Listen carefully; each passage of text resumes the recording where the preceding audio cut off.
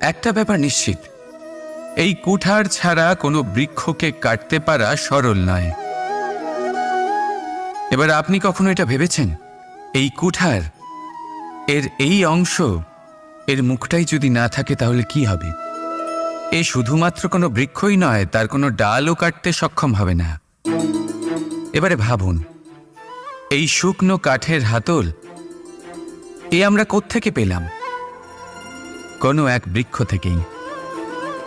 সেই ডাল যাকে কেটে ফেলা হয়েছিল, এক বৃক্ষকে কাটার জন্য এই ডালই শস্ত্ররূপে প্রস্তুত।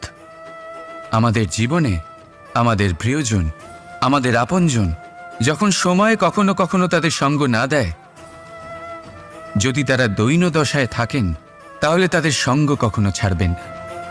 ওনাদের প্রয়োজন শুধুমাত্র মনোবল। তা তাদের দিন, তাদের সাহায্য করা